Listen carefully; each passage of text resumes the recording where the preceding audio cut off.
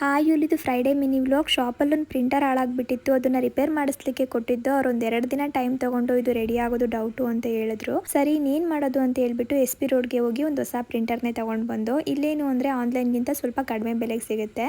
ಇನ್ನ ಪ್ರಿಂಟರ್ನ ಶಾಪಲ್ಲಿ ಇಟ್ಟು ನನ್ನ ಹಸ್ಬೆಂಡಿಗೆ ಸ್ವಲ್ಪ ಬೆನ್ನೋವಿದ್ದಿದ್ರಿಂದ ನೇರವಾಗಿ ಮನೆಗೆ ಬಂದು ಅವ್ರಿಗೆ ಇವಾಗ ಅಮೃತ್ ನೋನಿ ಆರ್ಥೋ ಪ್ಲಸ್ನ ಕೊಡ್ತಾ ಇದ್ದೀನಿ. ಇದು ಬೆನ್ನೋವು, ಜಾಯಿಂಟ್ ಪೇನ್, ಕುತ್ತಿಗೆ ನೋವನ್ನ ಕಡಿಮೆ ಮಾಡುತ್ತೆ. ಹಾಗೆ ಇದರಲ್ಲಿ 80% ನೋನಿ ಹಣ್ಣಿನ ರಸ, 20% ಇನ್ಫ್ಲಮೇಟರಿ ಹರ್ಬ್ಸ್ನ ಹಾಕಿ ತಯಾರು ಮಾಡಿರ್ತಾರೆ. ಮುಖ್ಯವಾಗಿ ಇದರಲ್ಲಿ ಎರಾಂಡಮೂಲ ರಾಸ್ನ ಇರೋದ್ರಿಂದ ನಮ್ಮ ಮೂಳೆಗಳನ್ನ ಸ್ಟ್ರಾಂಗ್ ಮಾಡುತ್ತೆ. ಹಾಗೆ ಎಷ್ಟೇ ವರ್ಷದ ನೋವಿದ್ರು ಕೂಡ 1-2 ತಿಂಗಳಲ್ಲೇ ಗುಣಪಡಿಸುತ್ತೆ.